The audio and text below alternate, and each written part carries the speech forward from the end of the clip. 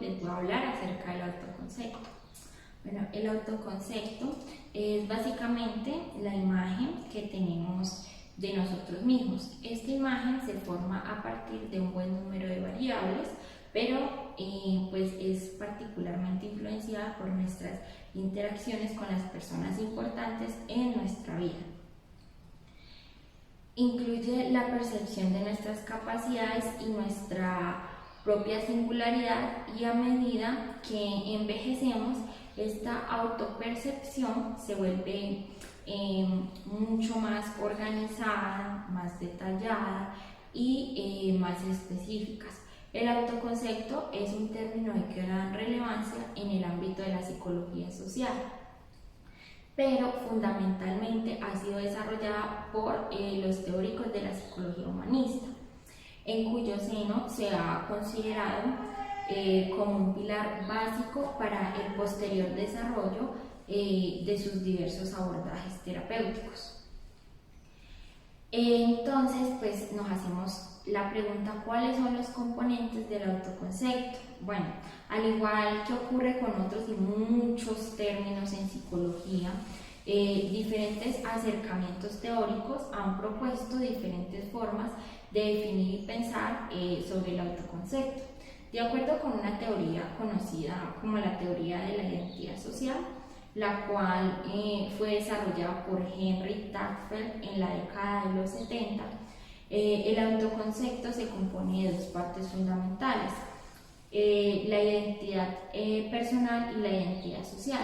Nuestra identidad personal incluye variables tales como lo son los rasgos de personalidad y otras características que hacen a cada persona única. La identidad social, por su parte, incluye los grupos a los que pertenecemos dentro de una comunidad, ya sea la religión, la universidad o la propia familia. Esta identidad social supone que una parte importante del concepto de sí mismo que cada uno de nosotros interioriza se construye sobre la base de la pertenencia a determinados grupos sociales con los que nos identificamos, al objeto de reforzar nuestra propia identidad. Bueno, entonces, ¿cuáles son estos factores que determinan el autoconcepto? Bueno, estos podemos hablar del psicólogo humanista Carl Rogers. Para este autor, el concepto de sí mismo se compone de tres factores. El primero es la imagen de ti mismo o cómo te ves. En esta es importante darte cuenta de que la autoimagen no coincide necesariamente con la realidad. La gente puede tener una autoimagen inflada y creer que son mejores las cosas de lo que realmente son. Por el contrario, las personas también son propensas a tener autoimágenes negativas y percibir o exagerar los defectos o debilidades. La segunda es la autoestima o cuánto te valoras. Una serie de factores puede afectar a la autoestima, incluso cómo nos comportamos con los demás y cómo responden los demás ante nosotros. Cuando la gente responde positivamente a nuestra conducta, somos más propensos a desarrollar una autoestima positiva. La tercera es el tu ideal o cómo te gustaría ser. En muchos casos, la forma en que nos vemos y cómo nos gustaría vernos a nosotros mismos no coinciden. Estos autoconceptos no se ven siempre alineados con la realidad. Según Carl Rogers, el grado en el que el autoconcepto coincide con la realidad depende mucho más de la persona y su grado de congruencia o incongruencia. Es decir, Rogers cree que esta incongruencia aparece en la infancia cuando, por ejemplo, los padres ponen condiciones al afecto que ofrecen sus hijos. Estos reciben amor cuando se lo ganan según los gustos y placeres de los padres. En este momento, los niños distorsionan los recuerdos de experiencias en las que se han sentido indignos. En cambio, el amor incondicional fomenta la congruencia. Los niños no sienten necesidad de falsear sus recuerdos para creer que otras personas aceptan como son realmente. Bueno, ahora bien, un punto importante para mencionar son las etapas del desarrollo del autoconcepto, las cuales fueron elaboradas por Murrock, L. Prutz y Garman, en la cual empiezan hablando de la edad del niño, en donde empiezan estas etapas. De 0 a 3 años, el niño comienza a explorar su propio cuerpo con el fin de determinar el límite entre él y el exterior.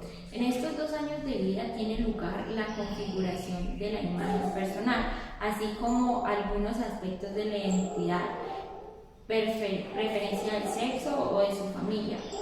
El factor externo que determina la autoestima en esta etapa son los padres y el cariño que estos le den. De 3 a 6 años, el segundo ciclo de la educación infantil establece diferencia entre sí mismo y los demás, lo que refuerza su autoconcepto. Además, presenta actitudes de oposición, la etapa del no, con la interacción de reafirmar la propia personalidad, en la cual comienza a poder juzgar sus acciones. Esto proviene en mayor parte de lo que los adultos le dicen que está bien o que está mal. De los 6 a los 8 años, el primer ciclo de educación primaria comienza a desarrollar su autoconcepto en diferentes marcos, en especial el escolar, y a integrar de manera global. Mediante la comparación de sus iguales, va estableciendo juicios sobre sus propias capacidades.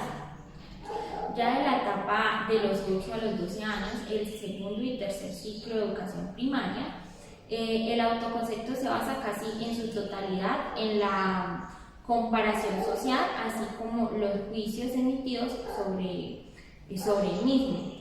En este aspecto, la escuela cumple un papel fundamental. En esta etapa destaca la presencia de un amigo íntimo con el cual el niño se comunica plenamente. A través de la comunicación se va autoafirmando su identidad. Y en la etapa de los 12 a los 16 años, la cual es reconocida como la educación secundaria, en esta edad el adolescente desarrolla un autoconcepto completo y personalizado. La autoestima va mejorando con la edad y depende más de las experiencias personales que de las valoraciones externas recibidas. Y para finalizar, se puede decir que el autoconcepto es un término genérico utilizado para referirse como alguien piensa, se evalúa o se percibe a sí mismo de manera consciente. Es la imagen mental que uno tiene de sí mismo y la cual no es heredada, sino que es resultado de la acumulación de autopercepciones obtenidas a partir de las experiencias vividas por el individuo en su interacción con el ambiente. A medida que pasan los años, se va formando un autoconcepto cada vez más estable y con mayor capacidad para dirigir nuestra conducta. La autopercepción se desarrolla en un contexto social, lo cual implica que el autoconcepto y su funcionamiento particular esté vinculado al contexto inmediato.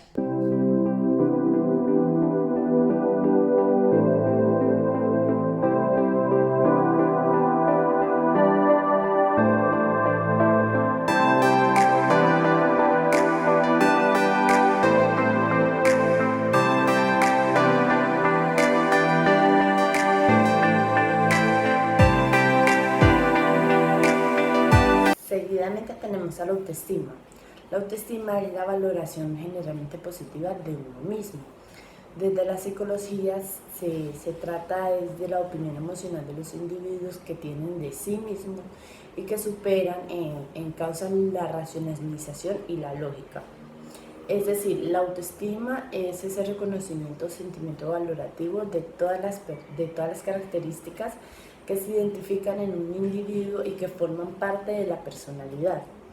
Además, que estos sucesos cambian con el tiempo. Hay psicólogos que definen a la autoestima como la función del organismo que permite la autoprotección y el desarrollo personal, ya que las debilidades en la autoestima afectan la salud de las relaciones sociales y la productividad. La salud, las relaciones sociales y la productividad. Y también tener en cuenta que la autoestima influye en cada momento, en cada problema que tengamos de nuestra vida, y pues es un estado que influirá de cierta manera en todo nuestro aprendizaje y crecimiento. Desde la década de 1990, con el desarrollo de las corrientes pedagógicas cognitivas y humanistas a finales del siglo XX, y por consiguiente el énfasis en la personalidad del aprendiz y su proceso de aprendizaje, la autoestima ha pasado a engrosar las filas de los conceptos esenciales de la educación en el mundo de la pedagogía científica.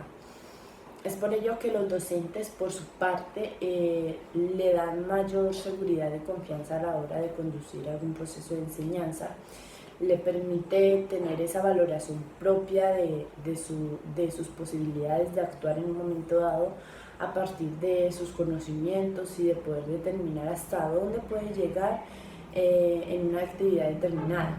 Le otorga más valor a lo que sabe y a lo que puede ofrecer. No se limita a una etapa en la vida, sino que permanece latente en la actividad durante toda su vida, desde el niño, adolescente, joven hasta adulto. La autoestima también influye directamente en la identidad del maestro y del alumno como aquella expresión de las influencias históricas, psicológicas, culturales, que le dan esa forma, que le dan la forma de identidad de ambos.